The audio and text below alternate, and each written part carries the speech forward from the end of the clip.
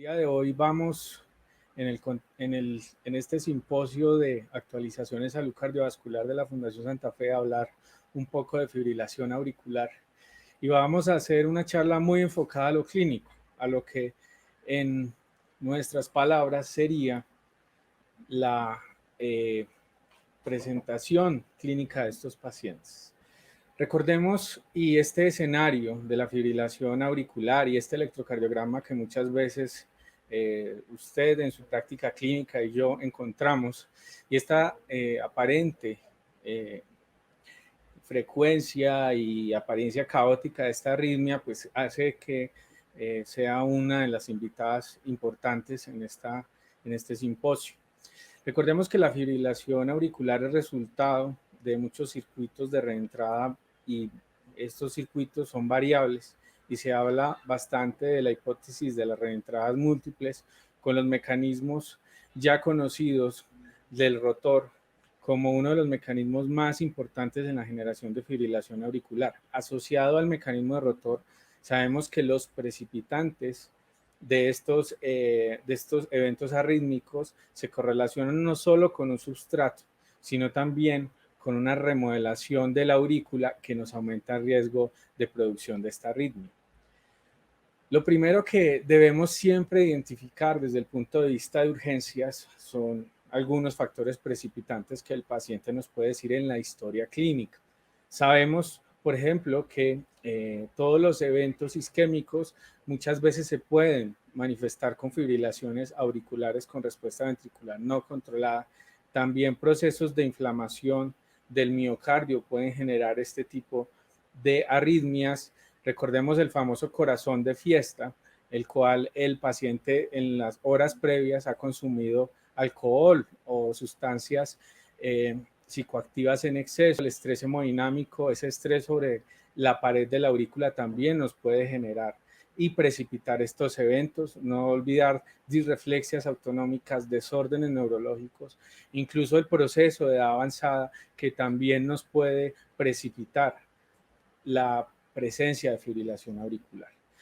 En la anamnesis debemos de identificar o debemos de enfatizar al interrogatorio del paciente la duración y la frecuencia de los síntomas. Este aspecto es crítico porque en el caso de que el paciente tenga una evolución menor a 24 horas o 48 horas o mayor a estos periodos de tiempo, vamos a tener diferentes formas de tratamiento. Además de identificar los precipitantes, debemos de indagar sobre la presencia de fibrilación auricular previamente. Sí, muchos pacientes ya llegan con episodios de cardioversión eléctrica previas o incluso con FAs permanentes que en el momento tienen respuestas ventriculares no controladas. Hay que indagar también sobre el uso previo de antiarrítmicos y la presencia de enfermedades cardíacas previas. Al examen físico es vital determinar el estado hemodinámico del paciente, valorar sus signos vitales, determinar la presencia del famoso déficit de pulso y de la irregularidad de pulso para acercarnos mientras nos toman el electrocardiograma al diagnóstico, también determinar signos de falla cardíaca. Recordemos que la fibrilación auricular en el contexto de tirotoxicosis, de enfermedad de Hashimoto, es una de las arritmias más frecuentes en cuanto a presentación, y en cuanto al examen neurológico debemos de interrogar y determinar si de pronto hay algún tipo de déficit motor sensitivo que implique que ya el paciente hizo algún cardioembolismo. Es crítico el electrocardiograma. En el electrocardiograma lo que vamos a encontrar es la ausencia de las ondas P. Las ondas P son reemplazadas por un ritmo fibrilatorio, por múltiples ondas, que son las ondas F minúsculas, las cuales tienen una frecuencia determinada. Incluso se ha documentado hasta 800 latidos por minuto, 1000 latidos por minuto. Sin embargo, recordemos que el nodo auriculoventricular entra en periodo refractario por encima de los 200, entonces no todos conducen al ventrículo. Sin embargo, esto nos puede alterar el estado hemodinámico del paciente. Estos impulsos eléctricos se acompañan de una arritmia que típicamente es una arritmia irregular, unas ondas F minúsculas, y como vamos a ver dentro de las siguientes presentaciones, es una arritmia que característicamente tiene complejos QRS estrechos. Sin embargo, hay dos grandes excepciones y son las fibrilaciones auriculares con conducción aberrante o que tienen bloqueos de rama funcional asociados, o el paciente que tiene bloqueo de rama previo, el cual tiene una fibrilación auricular que puede cursar con QRS ancho.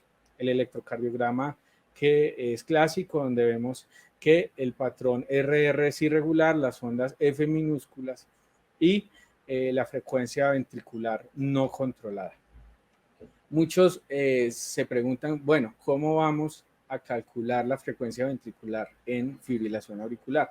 Para calcular la frecuencia ventricular es necesario que contar más o menos 30 cuadros grandes y que son aproximadamente 6 segundos en el electrocardiograma y contamos la cantidad de QRS en ese intervalo.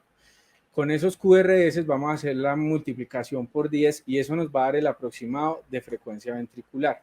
Si no tenemos la posibilidad de un electrocardiograma de aproximadamente 6 segundos, pues podríamos también tener un electrocardiograma más corto de 3 segundos y eso sería multiplicarlo por 20. El viejo aforismo de si vas o si escuchas galopar, piensa en caballos y no en cebras. Aplica mucho para la fibrilación auricular, sin embargo es muy importante y vamos a durante este curso a enfatizar mucho en el tema de otros diagnósticos diferenciales, ¿sí? Porque gran parte de las arritmias que conocemos y que podemos encontrar en el servicio de urgencias también pueden cursar con patrones parecidos a fibrilación auricular. En la siguiente charla vamos a hablar un poco más ya de las taquicardias auriculares, de las taquicardias auriculares multifocales y unifocales y algunas de las arritmias relacionadas con síndromes de preexcitación y taquicardias por reentrada del nodo auriculoventricular. Les mencionaba al principio que la duración de la fibrilación auricular es muy importante porque nos permite de entrada categorizar al paciente y ofrecerle la mejor estrategia disponible desde el servicio de urgencias. No es lo mismo tener un paciente con fibrilación auricular paroxística versus un paciente con fibrilación largamente persistente o permanente. En muchos casos, cuando la posibilidad de que la fibrilación auricular recurra o que el ritmo ya sea permanente, la estrategia que se le ofrece al paciente va enfocada en control de síntomas y en anticoagulación. Mientras que los episodios de primera vez paroxísticos, donde claramente los síntomas se lograron determinar en menos de 24 horas, estos ritmos fibrilatorios se podrían beneficiar más de la estrategia de cardioversión eléctrica. Y también nos toca determinar a través de la historia clínica si el paciente en este momento cursaría con criterios de fibrilación auricular valvular o no valvular, dependiendo de cada uno de los criterios y de la ausencia o presencia de prótesis mecánica o de estenosis mitral de origen reumático. Creo que esta es la diapositiva más importante de la charla porque en esto les muestro los pilares fundamentales del tratamiento de la fibrilación auricular, que es básicamente el mismo que utilizamos nosotros en consulta externa y que pues aplica para el servicio de urgencias. Los tres pilares fundamentales son la prevención del cardioembolismo, el control del ritmo y el control de la frecuencia. Tenemos varias opciones para realizar el control de la frecuencia, dentro de los cuales tenemos estrategias farmacológicas guiadas por beta bloqueadores, por bloqueadores de los canales de calcio, digoxina o incluso se le puede ofrecer al paciente en forma temprana intrahospitalaria la ablación. En estrategias de control de ritmo tenemos dos grandes grupos, la cardioversión eléctrica y la cardioversión farmacológica. Y recordemos esa antigua clasificación de Vaughan-Williams, donde nos ofrecen la posibilidad de distintos grupos de antiarrítmicos para lograr el tratamiento de estos pacientes. Lamentablemente en Colombia tenemos algunos antiarrítmicos, en otros países hay por ejemplo flecainamida, en otros países europeos hay butilide, pero en general nosotros tenemos estrategias farmacológicas guiadas principalmente por propafenona, amiodarona y propafenona, amiodarona, que es como lo más, y quinidina, que son de las que tenemos disponibles. La prevención de cardioembolismo sería básicamente otra charla, pero desde el servicio de urgencias hacemos este abordaje de entrada. Hay que recordar que esa prevención de ese cardioembolismo se debe asociar con el control de ritmo, dado que el control de ritmo es lo que nos va a evitar la recurrencia. Si usted cardioverte un paciente eléctricamente y no le pone estrategia de control de ritmo, la probabilidad de que recurra es del 69%. Pero si le da estrategia de control de ritmo y si el corazón es estructuralmente sano, donde se le puede dar, por ejemplo, propafenona, la recurrencia disminuye al 52%. Estos son los 7 escenarios que yo en mi práctica he visto y que pues desde el punto de vista de cardiología son de los escenarios que más nos interconsultan. El escenario 1 es el paciente inestable con fibrilación auricular. Es lógico que desde nuestra práctica formativa sabemos que estos pacientes, si están inestables hemodinámicamente, si tienen dolor torácico, si tienen falla cardíaca aguda, deben de ser sometidos a terapia eléctrica. Obviamente estos pacientes inestables no vienen con anticoagulación previa en muchas ocasiones y nos toca asumir un riesgo de cardioembolismo que se asocia a este tipo de reversión eléctrica o farmacológica, que es aproximadamente entre 0.6 y 5.6%. Hasta antes del año 2020, que salió publicado este artículo, pues digamos que teníamos varias posibilidades en cuanto al manejo de esta arritmia desde el punto de vista eléctrico. La práctica más arraigada es empezar desde dosis pequeñas e ir aumentando las dosis de la cardioversión eléctrica. Sin embargo, el Chest Trial que fue publicado el año pasado nos dio más luces con respecto a que es mejor utilizar una dosis de carga máxima fija para disminuir la posibilidad de que el paciente continúe en ritmo fibrilatorio. De hecho, el resultado primario de este estudio mostró que el 88% de los pacientes que se les hacía cardioversión eléctrica a una dosis máxima de energía fija tenían una menor tasa de procedimiento fallido respecto a los que se utilizaba Joules en escalada o terapia eléctrica que iba aumentando. Entonces queda claro que, aunque bueno, este estudio se hizo en población que no estaba estable, que estaba estable hemodinámicamente, pero en términos generales podríamos utilizar la dosis de máxima carga fija. ¿Cuántas veces? Pues lo máximo que se ha encontrado en la literatura son 6 veces para realizar dicha cardioversión hasta que el paciente sale y de todas formas la cardioversión eléctrica es un procedimiento con una efectividad importante, casi el 95%. Esta diapositiva la traigo porque muchos conocemos la famosa cardioversión externa del servicio de urgencias, pero también existe cardioversión interna. Esta se hace a través de unos catéteres que se colocan en la aurícula derecha y en el seno coronario. La cardioversión interna se hace básicamente en pacientes que tienen una pared torácica que no permite la adecuada conductancia eléctrica, por ejemplo, los obesos. También sabemos que es preferible realizar cardioversión eléctrica con equipos que tienen ondas bifásicas versus monofásicas porque se ha encontrado que son más efectivas y como les mencionaba respecto al estudio CHES, es mejor dar la dosis de máxima carga fija. Otro escenario importante es el paciente con fibrilación auricular menor a 48 horas o incluso menor a 24 horas. Estos pacientes deben enfocarse de acuerdo a cuál sería la mejor estrategia de cardioversión. Existen 2 tipos de cardioversión, la precoz y la electiva. La cardioversión precoz nos permite a través de la obtención de un ecocardiograma transesofágico temprano estar seguros que no hay trombos en auriculilla y podríamos de entrada realizar la terapia eléctrica para aliviar rápidamente los síntomas. Esta cardioversión precoz como vamos a ver en algunos autores recomiendan la infusión previa de heparina para realizar la cardioversión eléctrica, otros simplemente mencionan que no es necesaria la anticoagulación previa, pero en la cardioversión precoz tenemos una opción importante sobre todo para alivio de los síntomas y resolución del cuadro clínico. También es importante la posibilidad, si no tenemos ese ecocardiograma transesofágico y la posibilidad de hacerlo, pues realizar la cardioversión en forma electiva. Esto se hace anticoagulando al paciente por 4 semanas, se realiza el procedimiento por 3 semanas, se realiza el procedimiento y posteriormente se anticoagula por 4 semanas. También existe otras estrategias de cardioversión importantes como son la farmacológica. Recordemos la estrategia Pill in the Pocket, donde básicamente el paciente incluso revierte o aborta esas crisis de fibrilación auricular. La terapia farmacológica no requiere sedación, dado que se alcanza una vida media del medicamento, hay menos riesgo de recidiva versus la cardioversión eléctrica. Sin embargo, hay que tener en cuenta que dejar al paciente con infusiones o con medicamentos orales, por ejemplo, pues es una terapia menos eficaz, sobre todo cuando la fibrilación auricular lleva más de 7 días. Adicional a esto, hay que tener en cuenta los efectos adversos.